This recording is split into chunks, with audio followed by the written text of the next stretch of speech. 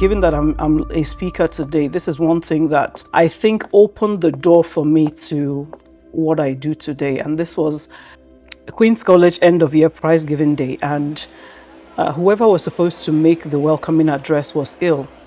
I remember our vice principal then, Mrs. Daudu, she came backstage. I was going to be performing in one of the plays or dances or something. So I was backstage and she came, she looked left, she looked right. And the next thing I heard was, Kanu, come. My heart, boom, like, oh my gosh, I was so scared.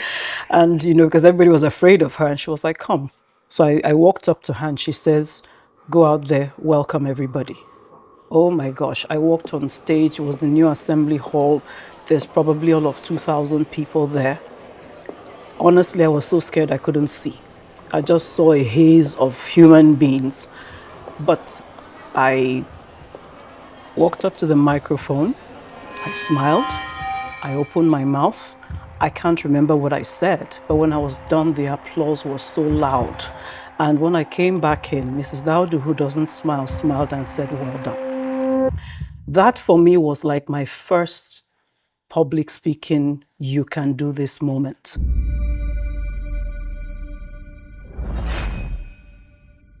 My father was in the military, and so there's a discipline factor that was very much a part of my upbringing from as far back as I could, remember. There's the excellence factor. There's be your best because you can, not because it's expected of you. The commitment to start and to finish. And of course, empathy and kindness and love. My mom was very entrepreneurial. She had several different things going on at the same time. And also very much an academic. So chasing after, quality education, the next degree and certification. And then with my dad, strangely enough, many of the home management skills, I would say, I learned from my father. My father taught me how to make a bed, again with military precision. He taught us how to fold, how to pack, all those things. He was very hands-on. How to sew, how to do electrical work, how to paint, and stuff like that. So we're very DIY type people. And I think that really informed, it was character building. I remember, for instance, that in primary school, I had three, I would say, that really, really touched my life. My math teacher, Mr. Brimer, who was now, beyond giving me a love for numbers and the understanding of the application in life, was also like a mentor, like a big brother. Mrs. Okosieme, who is late now, gave me an absolute love for the English language and all that. And another English teacher, Mrs. Olatere Olabegi, who was with us just very briefly, but phenomenal woman. She was African American, and she always told me, Audrey, you can do so much. I see so much in you, and I remember that. I believe that going to boarding school helps to shape, a more rounded version of me. At least I learned how to function with those things in a large setting of people.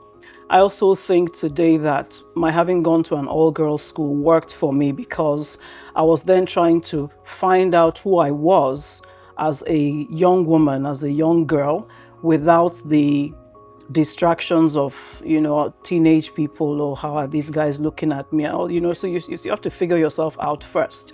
I was also in a school, I went to Queen's College, where, it's the best of the best.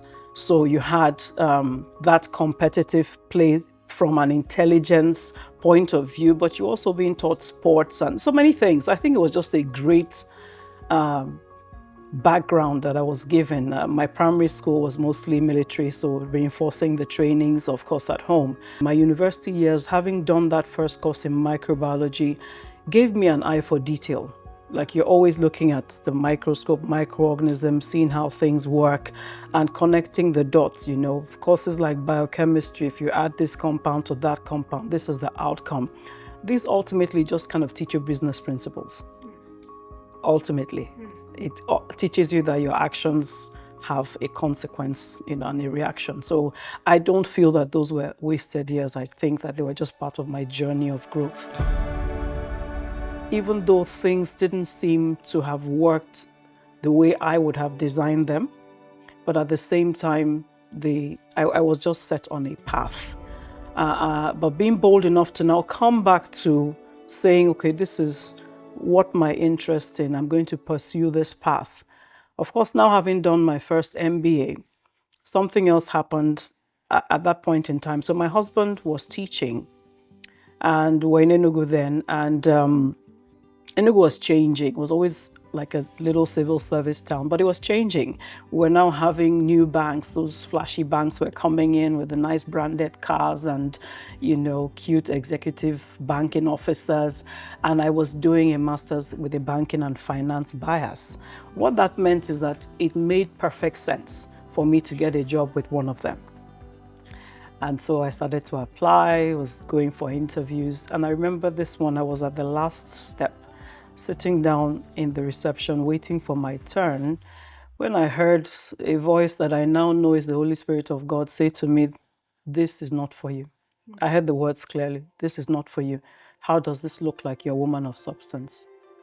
So I got up and I left. And then when my husband came back, I said to him, you know what? As a teenager, I made a commitment to myself that I will not work for anybody. I'm going to start a business. And he said, oh, that's excellent. Let's do this. So I said to him, fine, you also do a little business on the side, so let's do this together. And that is how we took the decision to start.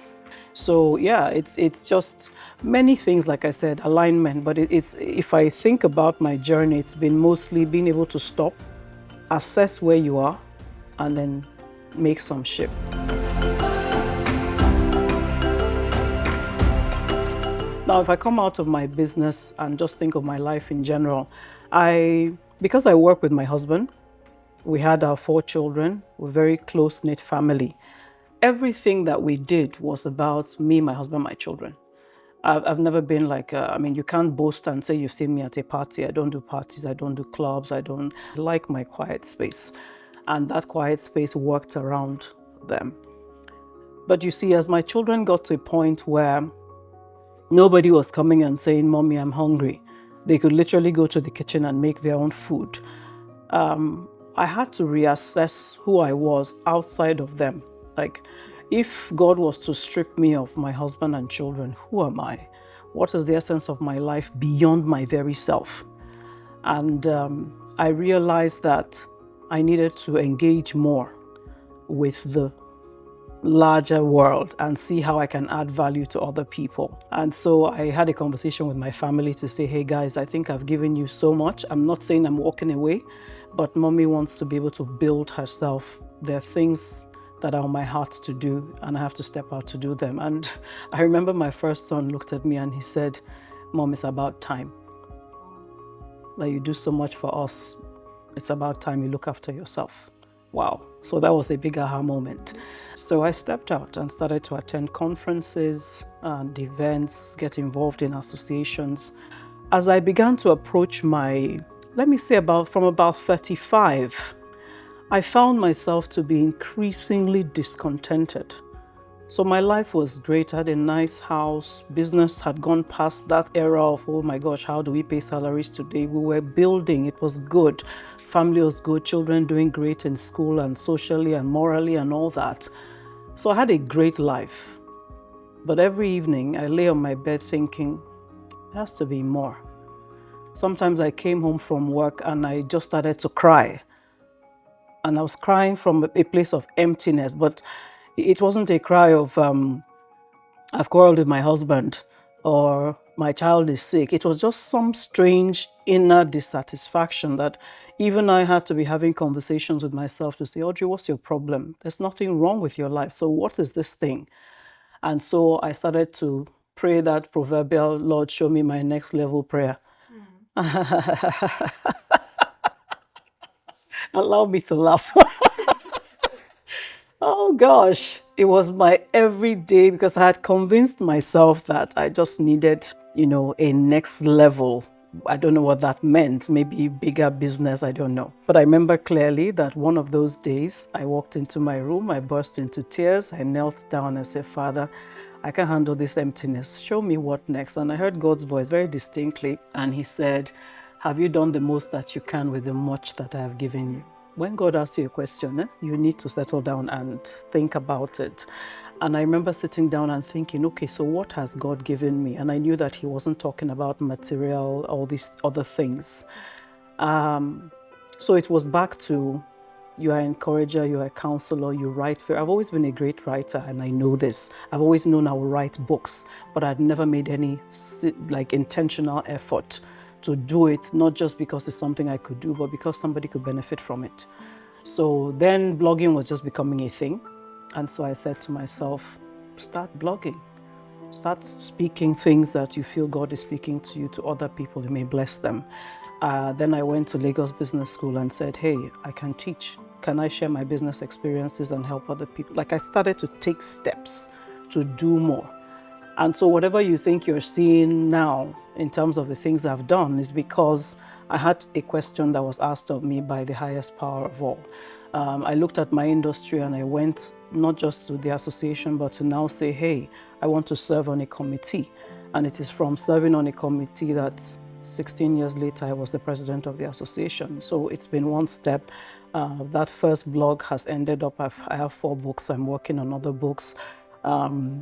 The determination to serve, God gave me a foundation. He told me, feed my widows. I did nothing with that, but I now had to start. And so today I have a widows foundation, and so on and so forth. It's just out of recognizing that my life is for more than me. You're doing well. When I gave my TED talk, I talked about the fact that I think I had already gotten to a certain age. Maybe it was in university that for the first time I started to get a sense of, oh, wait, there's an issue with, sexism. I'm not sure I really processed that because it just wasn't something I grew up with. By the time I began to be a bit more aware, probably my first experience with that was when I started my business with my husband, because we walked into places and I will be told, oh, no, please, only the Oga can go in. I'm like, so it's assumed I'm the secretary. I would go to meetings with, of course, we're an engineering company, so tendency is, because of the way the industry was, especially then, that your staff are male.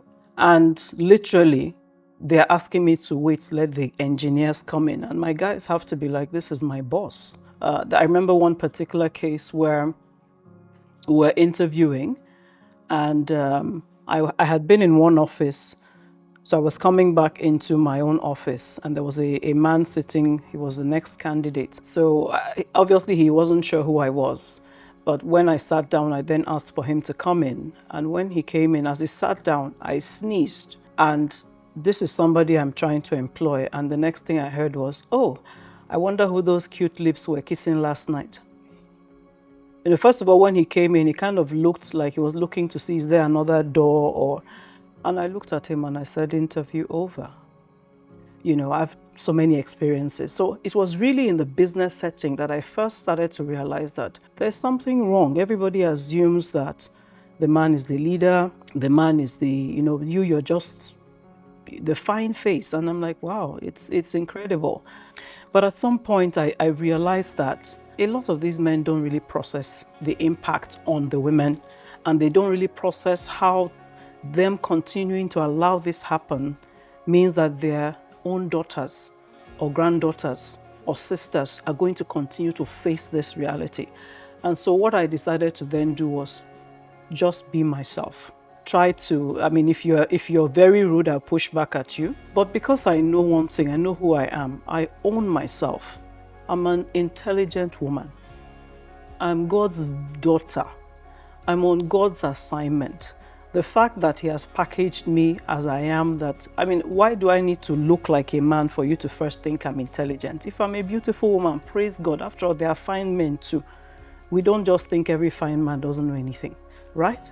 So owning myself has allowed me to then just walk into meetings as myself.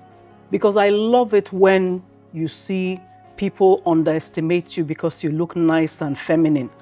But when you open your mouth, I feel that just creates a higher level of respect for more women than yourself. But if you come to the table looking like one of the boys, then you enter that, there's this bracket where they say she's our man. I don't want to be your man. I want to be your woman. But I also then have to make sure that I'm always giving value, that I'm always intelligent, that I'm always on my A game for the sake of other women. That's very important. We want to show that we are strong. We want to show that we are beautiful. We want to show that we are capable. And we want to show that we are not competing, which I firmly believe is where the problem lies. That somehow both society, culture, religion have colored it as if a woman doing more is a competition with a man. It's not. We're complementary. If we go fully spiritual, it's the breath of God we're all carrying. The Bible doesn't tell me, that's always my reference point, that he first breathed on man and say, Ogasa, then he now breathed on woman and said, oh yeah. No, it's God said image and likeness, male and female. For any woman who might be, privileged to be listening to this, own who you are. Don't try it. There's no way. It's the same way in a home. I say to women, you can't teach your son to be a man because you don't know what it means to be a man. Men carry their own sets of, I have a huge respect for good men. So for good men, I always feel that we don't give them enough of appreciation. We don't show that we value them enough. But if you're a woman, don't just go out there trying to be a man. It doesn't work. It doesn't work. We have to get to where we can appreciate both men and women. A successful woman makes her man shine. Again, I'm going to take it biblical. That's, like I said, my reference. That even when we look at this proverbial Proverbs 31 woman, that was all this and all that, where did it land? It landed by saying that her husband is praised at the gate of the elders. And let me bring it into my own context. My husband is always laughing. He comes and he tells me that, you know what? Now people ask him, are you Audrey's husband? Right? And because my name is his name, and I'm telling you, even in my husband's village, they're always talking about how I've taken their name to the nations. Do you understand? Because at the end of the day, I'm his wife, and very proudly so. So I'm not trying to overtake him, but I'm not also going to reduce what God has put in me because somebody is thinking, but you are not a man, why are you like this? And then as a mother of young men, I'm always talking to my sons. And I call my sons and I tell them, I model it, but I also tell them, guys, Shebi, you see your mom. Running business, so I'm a full-time entrepreneur, not part-time. Coaching, mentoring, minister of God, writer, speaker, and all that. Yet, every time you turn, if my children are doing something, you see me. You see how I spoil your dad. He doesn't look for his wife. He knows his wife is on top of his matter, looking after his feeding, his health, the home. What am I trying to tell you guys? That as long as I am alive, prayerfully I'll be alive to see you marry. You will not marry somebody's daughter and tell her she can't be her best. I have not modeled to you a successful woman who disrespects her husband. I've modeled to you a successful woman who is very much wife and mother in the home. She rises to me, speaks to you, getting to where you have to realize that you are literally going through and pressing forward to get past some of these things, to make your contribution to getting past some of these things, to showcase the best of yourself, because you help to recreate the narrative for the next person.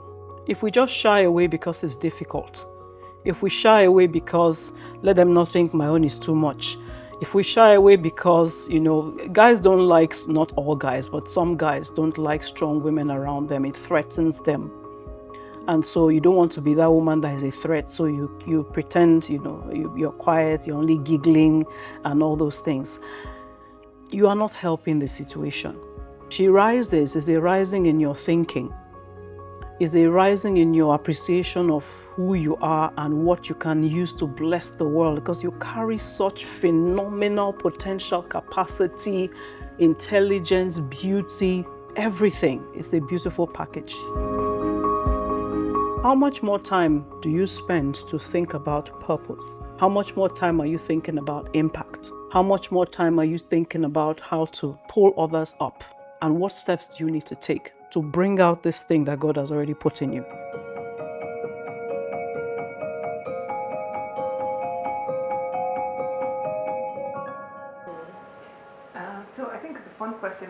I was going to ask was, so we've talked so much about all you've done around business, ministry, your family. Yeah, but there's a you downtime, right? So what do you do in those moments? Wow. I'm a very mischievous person. Very, very, very. Yes, my downtimes, different things. So I have sometimes what I call my do absolutely nothing days. And this is my day of disconnecting, no phone call, no email, no nothing. It might be a Netflix and chill day, or it might just be one of those days where what I call it is the TV is watching me, which means it's on, but I'm not paying attention, but I'm just relaxed, not thinking, talking, call my sisters, talk to my siblings and all that. I love karaoke, so I love to sing. Oh my gosh. I mean, that's my idea of an outing. Let's go for karaoke. I love that. Also, I used to have my own machine, but these days, smart TVs, we can just get the app and do that. I like to, if I'm with my children, so we do different things. We could go for a movie or go and eat. We like to eat. So go and have a nice meal somewhere. I like to read, right? And yeah, I haven't really read a lot of fiction in a while, but a lot of self-development type books. I really love to read the books, and then I love to write. So writing is a bit of an escape for me. It's a time when, whether I want to create a short story or whether I just want to, share thoughts as I believe, this is something that will bless somebody, just think about life from this perspective. So writing for me works. And yeah, nothing beats some nice strawberry cheesecake and ice cream. So yes, I'm very much a sweet tooth as well. Yeah, I think that's really me. Downtime. My children and I, we like to play games. So we have some one or two board games and one or two, just very interesting. We love Jenga. I don't know if you know Speak Out. That one is hilarious. So they're just things that we like to do. Yeah. So I promise you, I know how to downtime. Go to the spa, go and get a nice massage and stuff like that, because I think you deserve it. And then we try to vacation. So whether it is the desert safari or go on a cruise or go to the mountains, something, so that we experience, and that's really what, it's just God will help us, because with what dollar is doing now. Yeah.